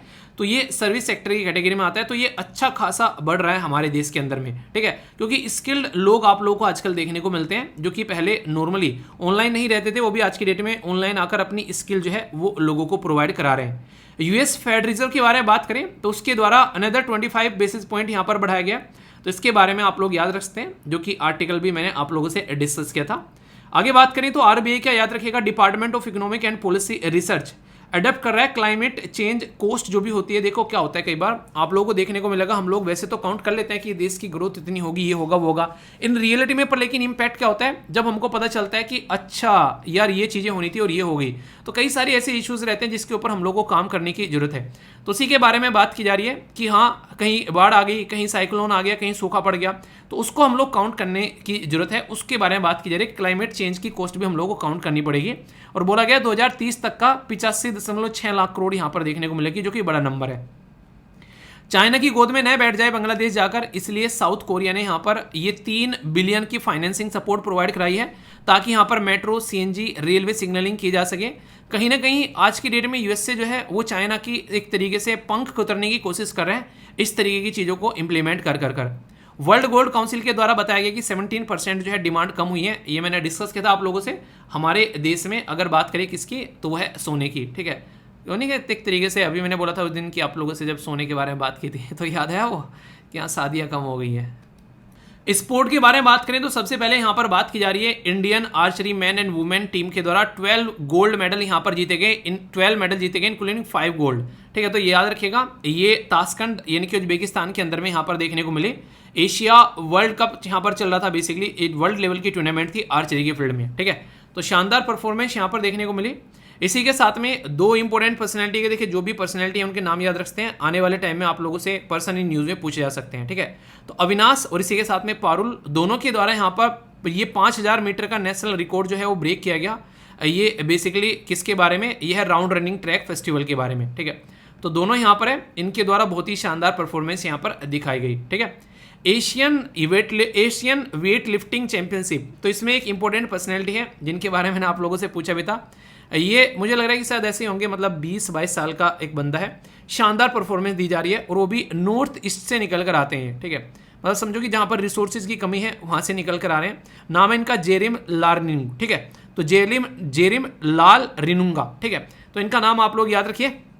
क्वेश्चन भी आप लोगों से पूछा जा सकता है पर्सन इन न्यूज़ के अंदर में। वेट लिफ्टिंग में इनके द्वारा अभी यहाँ पर सिल्वर मेडल जीता गया। कहाँ पर, ये है जिंजू कोरिया के अंदर में। कोरिया मतलब नॉर्थ कोरिया, नॉर्थ कोरिया में जाएंगे तो किम जोंग उन खिला देगा सब कुछ साउथ कोरिया ये, ठीक है तो नॉर्थ कोरिया नहीं, वैसा साउथ कोरिया, नॉर्थ कोरिया का नाम मत लेना भूल के भी, ठीक है। नेक्स्ट यहाँ पर भोपन्ना साहब और मिथ्यू एबडन, तो इनके द्वारा अपना फाइनल जो है वो लूज कर दिया गया। तो इसकी वजह से यहाँ पर ये मैड्रिड में ओपन फाइनल था तो इसमें यहाँ पर हार गए हैं यहाँ पर, तो इसकी वजह से यहाँ पर दुखी हैं। हालांकि सेमीफाइनल में चलो कुछ तो हाथ लगा, ठीक है, ना होने से। वर्ल्ड एथलेटिक्स डे जो है वो सेलिब्रेट किया गया 7 मई को। इसी के साथ में athletics for all a new beginning, ये थीम रखी गई यहाँ पर, जो कि आप लोग याद रख सकते हैं। अगर गेम से रिलेटेड है तो क्वेश्चन कई बार बन जाते हैं, कंफ्यूज आना बिल्कुल भी नहीं है, ठीक है।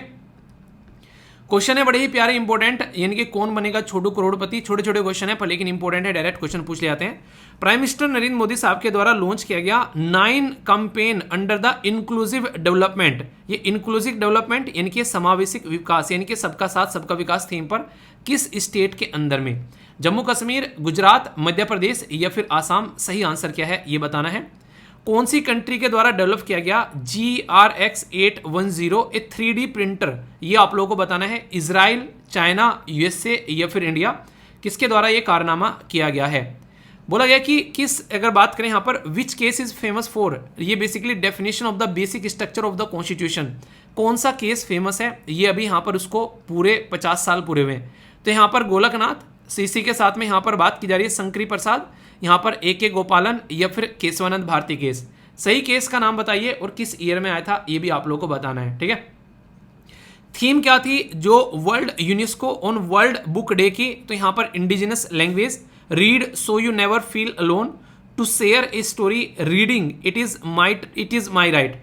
तो सही है यहाँ पर क्या है आप लोगों को ये बताना है, मतलब एक तरीके से थीम कौन सी है। वैसे लग रहा है कि सारी होगी, फिर भी एक आप लोगों को चूज करनी है। CSET का बड़ा ही प्यारा सा क्वेश्चन है, आप लोगों को ये इसको अटेम्प्ट करना है और डेली क्वेश्चन तो कम से कम अटेम्प्ट कर लिया करो। क्वेश्चन अटेम्प्ट करने में भी शर्म कर रहे हो हैं, फिर वही बोलूंगा जिसने करी शर्म उसके फुट्टे करम, तो करम नहीं फोड़ने हैं तो कर लिया करो काम। तो क्वेश्चन का आंसर दो, देखता हूं कौन कौन सही आंसर देता है, इनको अटेम्प्ट करो वीडियो को पॉज कर, ठीक है। तब तक मैं आप लोगों से यहाँ पर डिस्कस करता हूँ आज का इंपॉर्टेंट जो रामसर साइट है, जो कि डेली एक रामसर साइट आप लोग यहाँ पर कवर होती है। तो देखता हूँ कौन कौन यहाँ पर एक तरीके से अपनी जो पुरानी चीज़ें रिवाइज कर आता है। बात की जा रही है यहाँ पर किसके बारे में, वेम्बनूर। तो वेम्बनूर वेटलैंड कॉम्प्लेक्स के बारे में बात की जा रही है। रामसर साइट का दर्जा दिया गया 2022 में, यानी कि ताज़ा तमिलनाडु के कन्याकुमारी डिस्ट्रिक्ट में देखने को मिलेगी। और मैन मेड ये एक तरीका कॉम्प्लेक्स है जिसमें यानी कि इंसानों के द्वारा बनाया गया है। यहाँ पर ये एक इंपॉर्टेंट बर्ड एरिया भी है, इसके चलते इसको यहाँ पर bird life international data zone के अंदर भी इसको पार्ट माना गया है और कई सारी स्पीसीज आप लोगों को यहाँ पर देखने को मिलेगी। तो ये तमिलनाडु के बारे में यहाँ पर बात की जा रही है। और अगर देखो आप लोग यहाँ पर अगर चीज़ों को देखना चाहें तो आप लोग यहाँ पर भी देख सकते हैं, और बाकी और भी कई सारी रामसर साइट अगर देखना चाहते हैं तो ये भी आप लोगों के सामने है एक पिक्चर, जो कि मैं डेली एक बार को दिखा देता हूँ। बेशर्मों की तरीके से हैं। एक बच्चा कह रहा है कि सर डेली दिखाते हो, कितनी बार दिखाओगे इसको? मैंने कहा बेशर्मों की तरीके से मैं दिखाता रहूँगा जब तक आप लोगों को याद नहीं हो जाएगी। चलिए अच्छा है। जम्मू नहीं सॉरी, ये अभी यहाँ पर कहाँ पर ये लॉन्च किया गया इंक्लूसिव डेवलपमेंट, तो याद रखिएगा मध्य प्रदेश के अंदर में यहाँ पर लॉन्च किया गया, ठीक है। और किस दिन में यहाँ पर लॉन्च किया गया था? 24 अप्रैल नेशनल पंचायती राज दिवस के तौर पर, तो इसलिए भी क्वेश्चन आप लोगों से पूछा जा सकता है, ठीक है। ऐप भी लॉन्च किया गया था ताकि चीज़ों को और अच्छे से हम लोग साथ में लेकर चल सकें।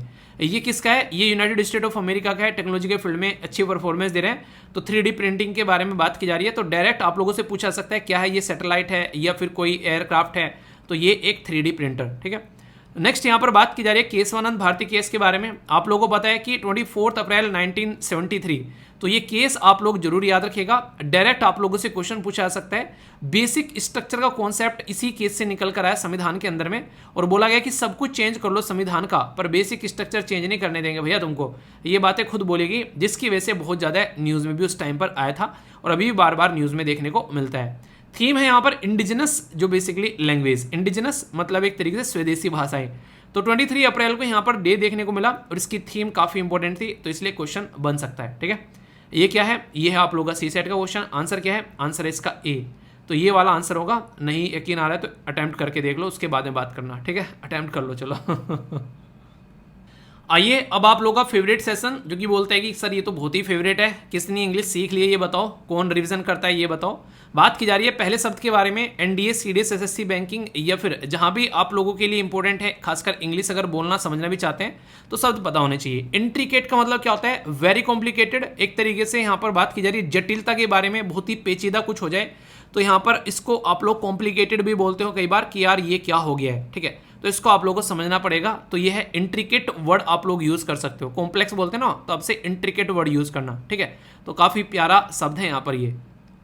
नेक्स्ट शब्द है यहाँ पर, ये है प्रपिशियस, टी साइलेंट है यहाँ पर, अनुकूल बोलते हैं इसको। अनुकूल मतलब वातानुकूल, आप लोगों ने सुना होगा वातानुकूल बस है। जब दिल्ली में था मैं उस टाइम पर गर्मी इतनी लगती थी, पसीने मुझे ज़्यादा आते हैं। मेट्रो में तो सही है, पर लेकिन जैसी बस में बैठ गई अगर एसी वाली नहीं है, भाई साहब ऐसा लगता था पिघल के मैं अभी पानी पानी हो जाऊँगा। तो वो क्या बोलते हैं कि वातानुकूल ही तो बस नहीं आई यार आज। तो अनुकूल होना बेसिकली इस स्थिति के आप लोग बोल सकते हैं यहाँ पर। तो ये एक शब्द है जो कि आप लोग देख सकते हैं।